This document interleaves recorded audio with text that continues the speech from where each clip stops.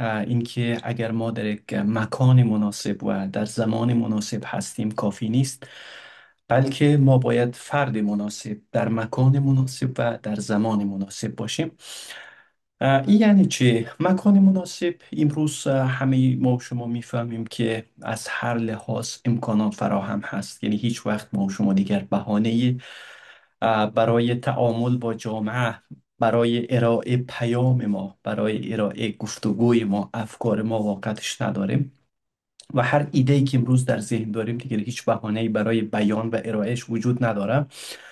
و اینکه زمان مناسب هست، یعنی هیچ وقت بشر تا بشر به اندازه امروز پیشرفت نکرده بود. یعنی امروز هر نوع تکنولوژی که میبینیم همه چی آماده هست تا ما و تو بتونیم نهایت استفاده خود ببریم. خب سوال اینجاست، آیا ما فرد مناسب در مکان مناسب و در زمان مناسب هستیم؟ یعنی من علی حسینی امروز از خودم میپرسم آیا من فرد مناسب هستم یا خیر؟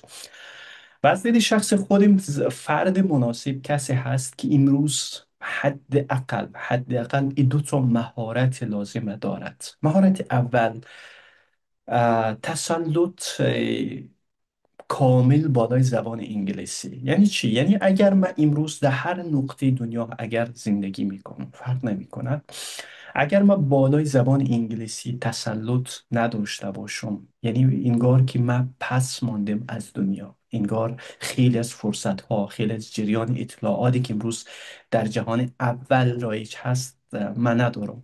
و انگار من از اطلاعات دست اول دنیا پس ماندیم و اون خیلی از اطلاعاتی که به زبانهای دیگر به دست موضوع میرسه انگار موضوع دسترسی نداریم.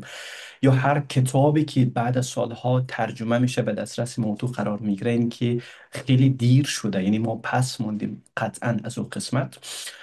و مهارت دومی که از دید شخص خودم این روزها خیلی لازم و واجب هست که هر کدام ما و شما باید فرا بگیریم، مهارت دیجیتالی هست یا هم سوادی اینترنتی هست. که حداقل ما و شما این مهارت و این توانایی رو داشته باشیم که در اینترنتی که میلیون ها یک اطلاعات وجود داره و ما و شما دقیقاً به همون اطلاعات برسیم که واقعا نیاز داریم، به همون اطلاعات باشه که در زندگی شخصی موضوع کمک میکنه، نه اینکه حواس پرتی موضوع را بیشتر کنه.